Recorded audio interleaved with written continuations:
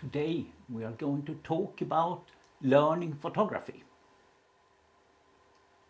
Let's start.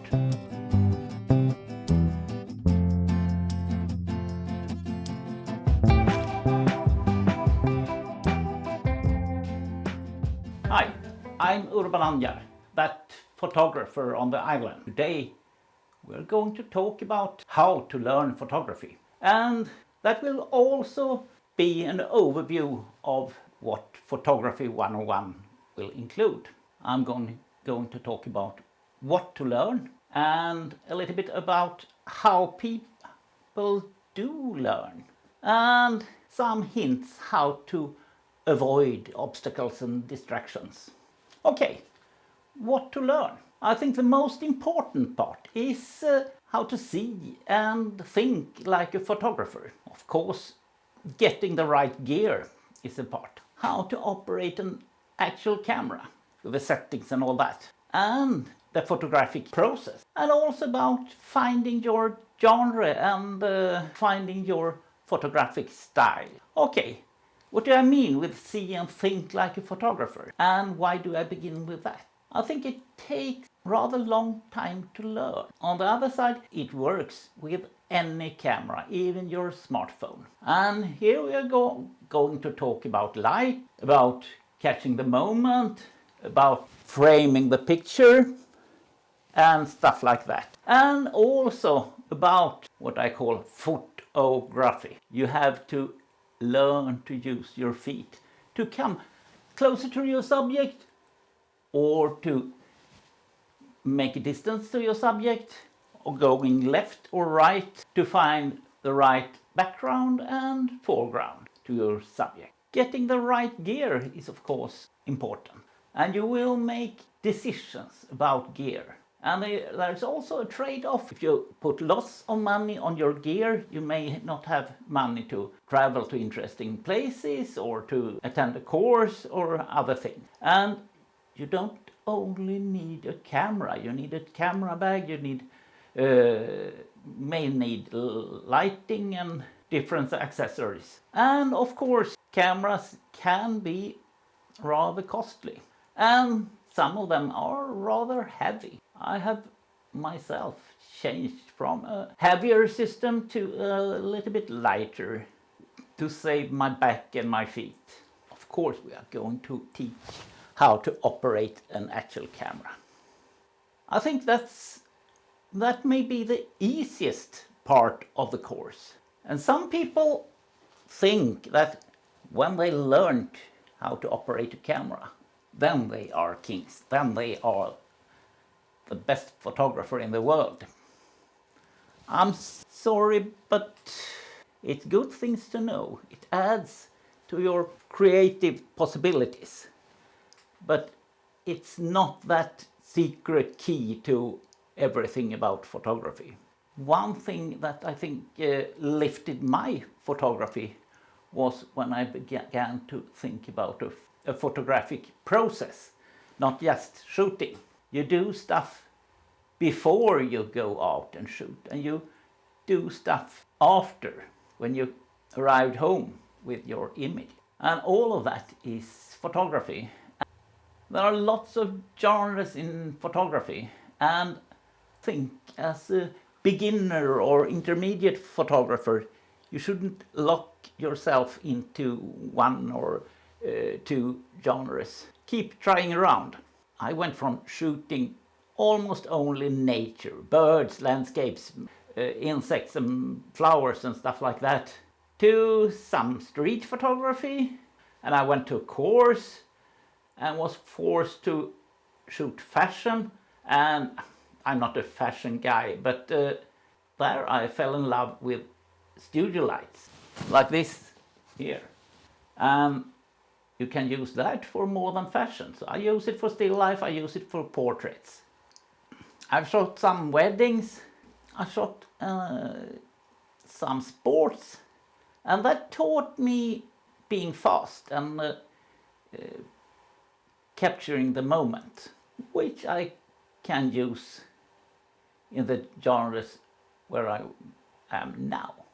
And I think photographic style is the sum of your choices. Your genre, your subject, your location, your light, your lens, your depth of field, your distance, composition, color, or black and white, and your contrast and saturation and cropping, and all those decisions you make. As a beginner, you will probably try going in different directions, and that's good. But after a while, you make about the same decisions with most of your pictures. That's your style. And it will be like a fingerprint on your pictures, where people can see, that's your picture. Nice. Well, how do people learn? Some people say it takes 10,000 hours to be really master of something. If it's playing the piano or photography, doesn't matter so much.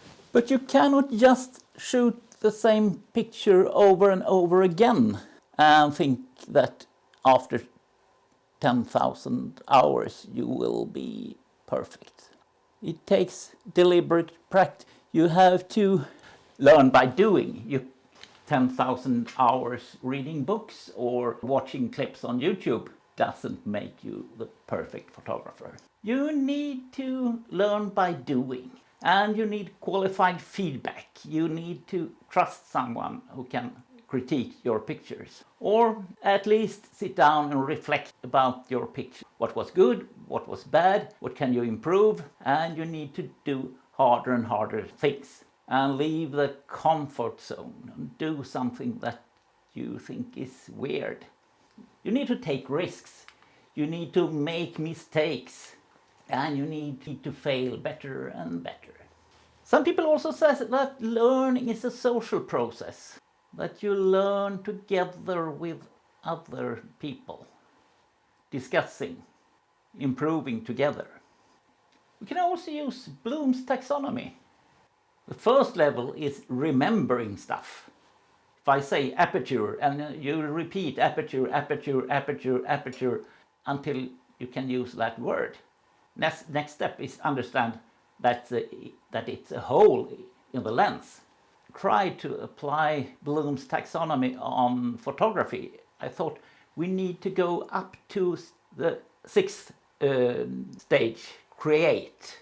But after some more reading, I think that level is create new theories on photography, and we don't need to do that, all of us. But I think we should concentrate on evaluate, analyze, apply, and then understanding and remembering will rain down also to level 1 and level 2 in that taxonomy. So we need to understand what we are doing and why we are doing things. Then we have the guys Dunning and Kruger, and I tried to simplify their findings here. Some beginners tend to think they have learned everything, they know everything, just because they haven't seen the whole map. And more experienced people tend to underestimate what they can, because they know that there is so much they haven't learned yet, and maybe so much they will never have time to learn. There are some obstacles, some problems. One thing is incompetent feedback. Some people will say that your pictures suck, and maybe that's the noobs that just unpack their camera, and you will get lots of likes on your pictures while posting on social media. But you don't know if those who gives you those likes are people with any knowledge of photography. In some camera clubs and photo groups on the internet, you can get poisonous feedback. A-holes shouts about what you shoot. You cannot shoot spiders, you cannot shoot snakes, you cannot shoot bare skin. I don't know what you can shoot. And for them, there is always a right way to make pictures. There is no creativity, no choice. You should do it the right way. It's of course bonkers. It's your camera and your pictures, and be as creative as you can.